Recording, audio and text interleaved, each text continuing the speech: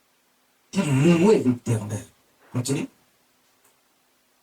Louez l'Éternel du haut des cieux. Louer l'Éternel du haut des cieux. Vous voyez que ça commence même pas ici. Depuis là où lui-même se trouve. Là où il y a les anges. Que ce soit les étoiles, le soleil, partout, tous ceux qui sont là-bas. Les nuages, les anges et tout le reste. Il dit louer l'Éternel du haut des cieux.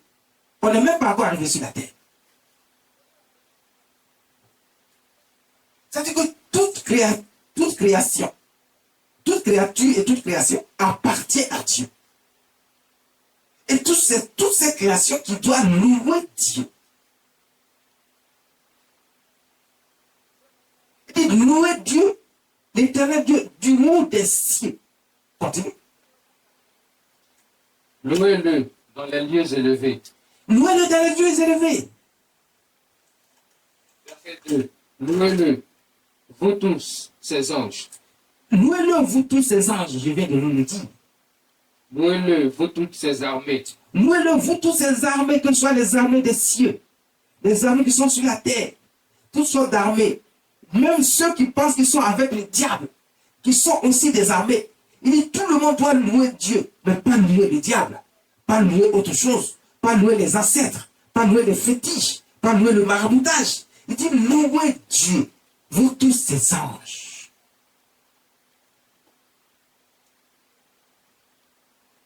Louez-le dans les lieux élevés. Continue. Louez-le, soleil et lune. Le soleil et la lune, louez Dieu.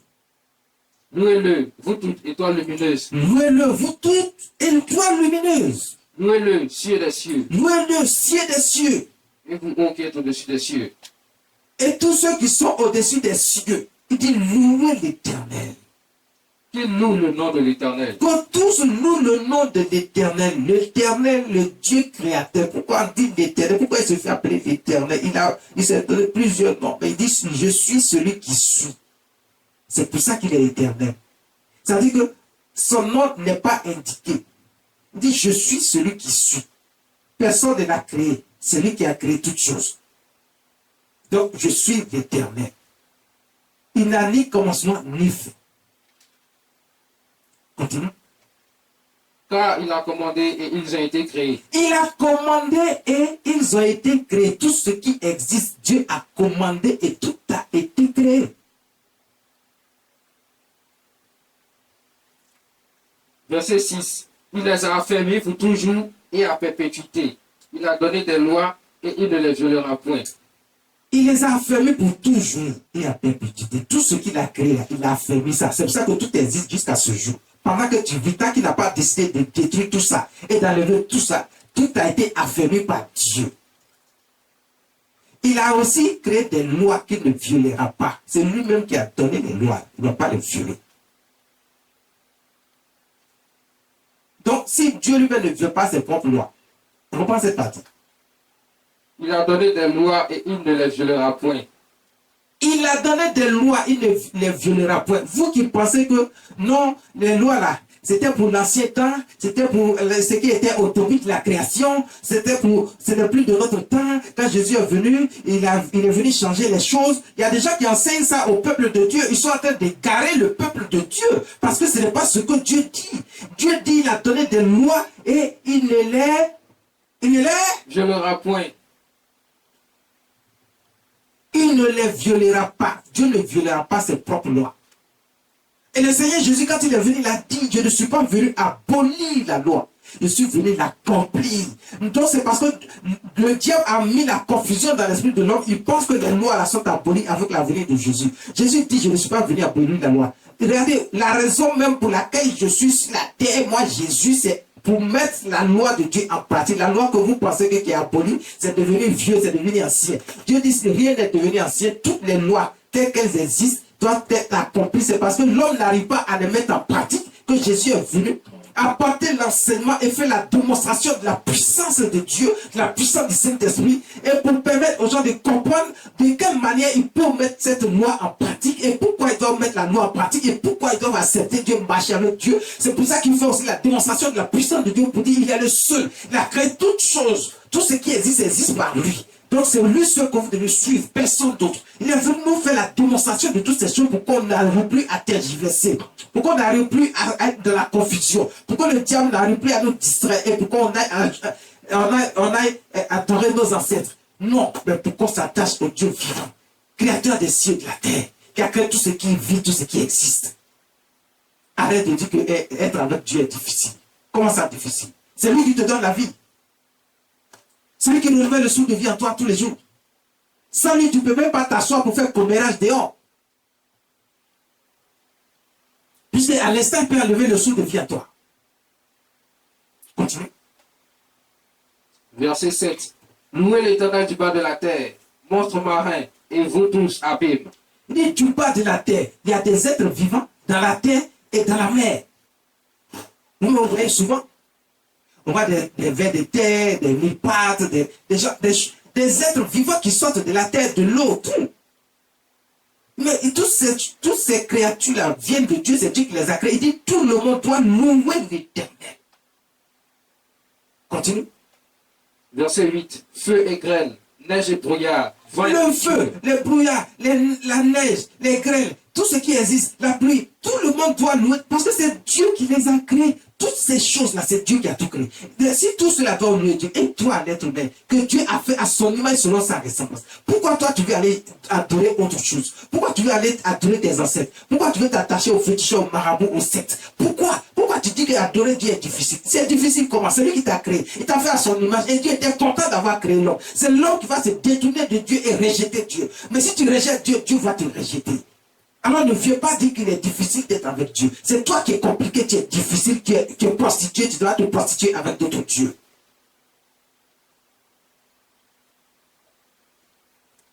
Dieu ne nous demande rien chose qu'une reconnaissance. Dieu ne demande rien qu'une simple reconnaissance. L'homme est ingrat. L'ingratitude de l'homme dépasse l'entendement humain. Ça dépasse toute sorte de principe. Dieu t'a créé. Mais tu peux faire autre chose. Tu rejettes ce Dieu-là pour faire autre chose.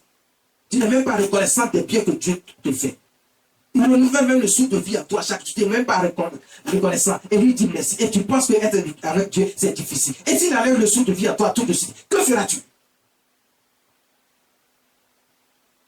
Tu penses que c'est difficile. S'il enlève le souffle de vie à toi, que feras-tu? Est-ce que tu peux l'empêcher d'enlever le souffle de vie à toi? Non. Est-ce que tu peux empêcher qu'un problème t'arrive? Non. Dieu seul peut empêcher ça.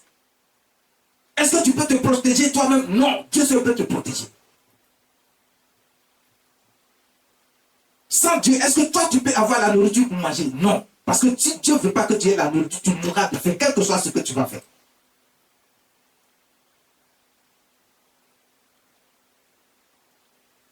Si Dieu veut que tout sortes de problèmes arrivent dans ta vie, il va laisser tes ennemis te fatiguer et tu verras toutes sortes de problèmes arriver dans ta vie. Tu n'auras pas de protection ni de sécurité. Qui es-tu? Vous rejetez Dieu. Continue. Verset 9. Montagnes et toutes les collines, arbres fruitiers et tous les montagnes, toutes les collines, les arbres fruitiers, tout ce qui est herbe, tout ce qui est verdure, tout doit louer Dieu. Continue. Verset 10. Animaux et tout le bétail. Tous les animaux volants, rampants, et tous les animaux sur la terre, dans les cieux, tous doivent louer Dieu. Vous voyez que tout a été créé par Dieu. Mais de qui devons-nous la vie? Si tout cela même donne leur vie à Dieu, et toi qui as été créé comme eux, comment se fait-il que toi tu penses que tu peux faire ce que tu veux et tu négliges, tu ne veux même pas accepter le Dieu qui t'a créé, qui te permet de vivre? Qui es-tu? Continue. Verset 11. Roi de la terre et tous les peuples, princes, même les rois, de la terre. les rois, tous les peuples, les présidents, les juges, les magistrats, tout le monde. Il n'y a pas quelqu'un qui peut dire non, moi, bon, votre affaire, je ne suis pas dedans. Non. Dieu dit tout le monde doit louer Dieu. Tu es magistrat, tu es juge, tu es militaire, tu es policier, tu es gendarme, tu es président, tu es ministre, tu es directeur, qui que tu sois, tu es roi, tu es prince. Il n'y a pas quelqu'un qui dit, moi je dois adorer mes ancêtres. Il ils doivent faire des sectes. Non, tu dois louer l'éternel Dieu. C'est lui seul qui peut garantir ta vie. C'est lui seul qui peut garantir ta sécurité. Parce que la sécurité, quand tu crois qu'un féticheur, un marabout ou bien une secte peut te garantir, là, Dieu peut enlever cette vie-là, amener naissance en toi. Et ceux qui pensent, qui t'ont fait croire qu'ils peuvent garantir ta sécurité, ils ne peuvent rien faire pour toi. Ceux qui ont pensé qu'ils peuvent garantir ta vie, ils ne peuvent rien faire pour toi. Et puis au moment où on se rend compte, tu es mort. La preuve, vous voyez autour de vous des gens qui se sont attachés à ces choses, qui sont plus de ce monde. Ils n'ont pas vécu une vie naturelle et longue et de vieillesse. Mais ils sont morts subitement, brutalement. Et personne ne connaît réellement la cause de leur mort. Mais parce que leur secte n'a pas pu garantir leur vie. Ils ne peuvent rien faire pour vous. Eux-mêmes qui sont dans ces sectes-là, leur vie dépend de Dieu. Si Dieu veut à l'instant, il enlève ça. Le diable ne peut pas garantir la vie de quelqu'un, c'est impossible. Parce que lui-même ne peut pas garantir sa propre vie. Il a déjà été jugé et condamné. S'il ne peut pas garantir sa propre vie, ce n'est pas ta vie qui peut garantir.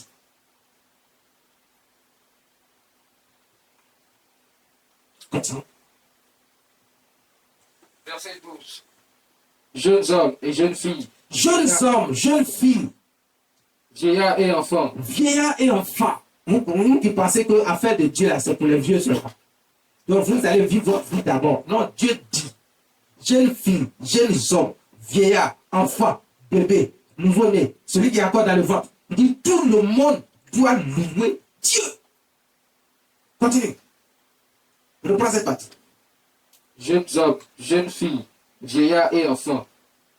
Verset 13. Qui loue le nom de l'Éternel, car son nom seul est élevé. Car le nom seul de l'Éternel est élevé, le nom seul de Dieu est élevé, le nom seul de Jésus est élevé. Personne d'autre, tous ceux-là doivent louer Dieu. Jeunes hommes, jeunes filles, vieillards, vieil hommes, vieilles femmes, tout le monde, enfants, bébés, tous ceux qui sont encore dans le ventre. Il dit, tout le monde doit louer Dieu parce que son nom seul est élevé. Toi qui penses que tu vas attendre d'avoir de vie avant de te copier des affaires de Dieu, tu mens. Est-ce que les enfants ne meurent pas? Est-ce que les enfants ne tombent pas malades? Mais pour garantir que tu ne meurs pas maintenant, que tu vis une bonne vie naturelle et que tu vis de vieillesse et que tu meurs de vieillesse d'une façon naturelle, c'est que tu as vécu le temps qu'il faut d'une bonne vie, tu as vécu de vieillesse et tu es mort. Là, au moins, Dieu a garanti ta vie, ta sécurité, ta protection. Tu as fait ce qu'il faut, tu as vécu dans le bonheur, dans l'épanouissement. Mais si cela, tu étais éloigné de Dieu, tu ne peux pas vivre ces choses-là. Tu vivras dans la douleur, dans les problèmes, dans les difficultés. Ta vie sera toujours menacée par tes ennemis, par les sorciers, par tous ceux qui t'en veulent. Tu auras toutes sortes de problèmes de ta vie. Parce que tu rejettes Dieu. Tu dis que là, c'est difficile d'être avec Dieu. Ok, va là où tu penses que c'est facile. Tu verras ton souffle de vie être enlevé en un instant.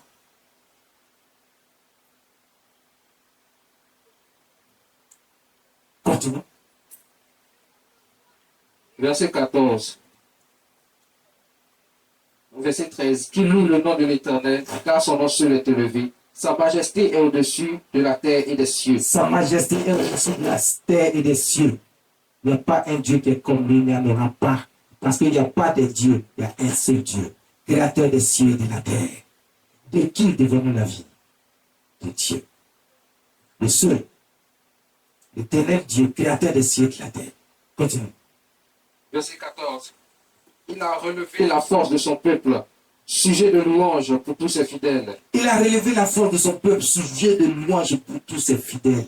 Tous ces fidèles, ça dit, c'est ceux qui ont accepté Dieu. C'est ceux qui marchent avec Dieu. Il les a relevés. Il a relevé leurs forces. Il les a positionnés.